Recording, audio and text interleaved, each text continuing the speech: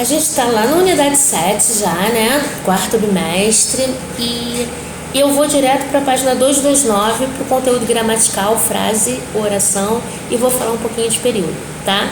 Extremamente importante esse conteúdo, porque vocês vão usar para o resto da vida em se tratando de língua portuguesa, né?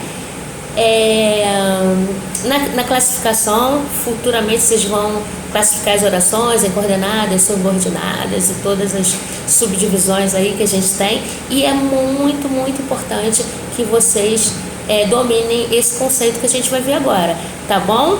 E que previamente já consigam identificar o verbo, né? Como é que anda esse conteúdo aí, classe gramatical, né? A gente realmente já está sabendo que é um substantivo, que é um adjetivo, que é um verbo, porque existe uma sequência, né? E se alguma coisa fica perdida aí pelo caminho, vai dificultar a continuidade do aprendizado, tá? É como não dominar a tabuada, né? Como a gente faz conta, né? Sem a tabuada, fica muito complicado, tá bom? Então, muito importante, verbo já ser um conteúdo realmente dominado, né? Para a gente poder seguir aí nesses conceitos, tá bom?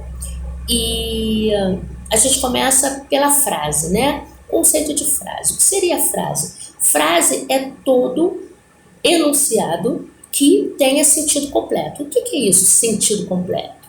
Né? Ter sentido completo é realmente ter sido entendido, a comunicação ter sido feita, né?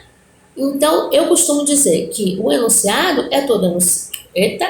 Frase é todo enunciado que estabeleça comunicação, que a pessoa consiga entender, que tenha sentido completo, tá? Então, por exemplo, eu leio lá na placa no hospital, silêncio é apenas uma palavra, mas estabelece comunicação? Eu consigo entender a mensagem, né? O que eu preciso fazer?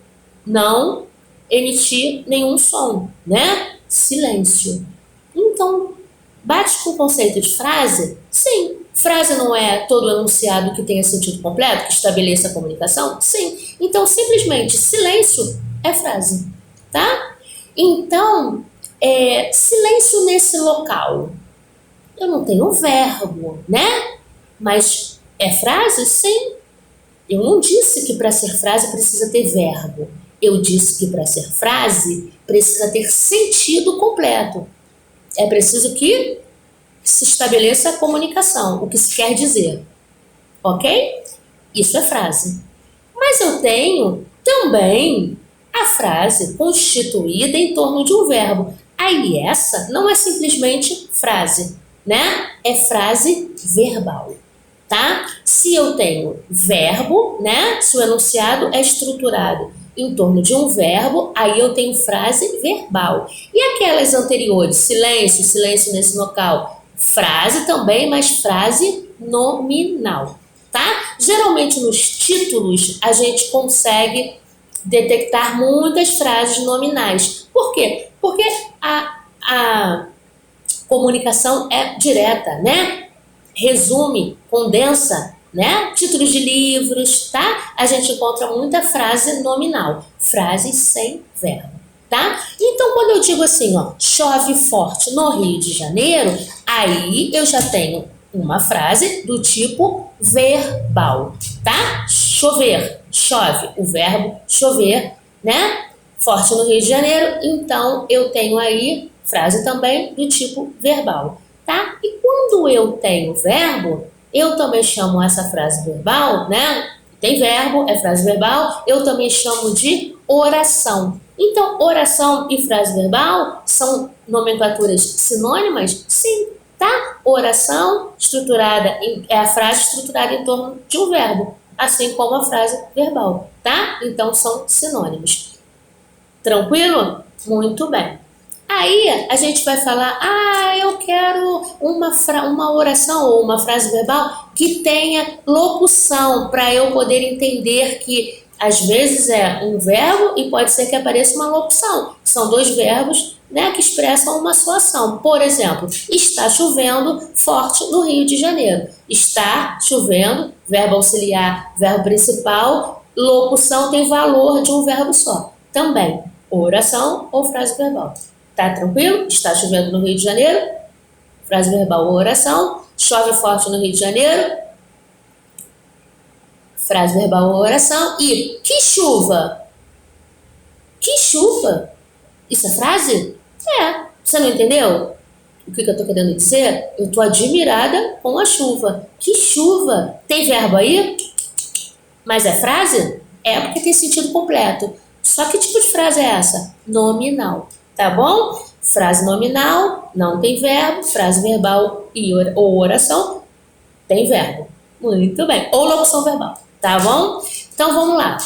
Período. O período a gente detecta desde a letra maiúscula do início até o ponto final. A gente chama de período, tá? Se dentro desse período eu encontrar apenas um verbo, eu vou ter apenas uma oração, não é? Cada oração é constituída em torno de um verbo ou uma locução, tá? Então, se eu disser assim, ó, choveu no Rio de Janeiro, eu tenho aí uma oração, porque eu só tenho um verbo, choveu, e aí eu digo que o período é simples, tá? Período simples é constituído de uma oração. Período composto é constituído de mais de uma oração. E um truque muito importante, uma dica, né? Muito importante. Eu conto o número de orações no período pelo número de verbos ou locuções verbais, tá? Só não esqueça que uma locução vale como um verbo, tá? Conta como um verbo. Então eu vou te dar um exemplo. Choveu forte no Rio de Janeiro e o trânsito parou. Quantas orações eu tenho aí nesse período? Eu tenho o verbo choveu forte no Rio de Janeiro, e depois eu tenho e o trânsito parou.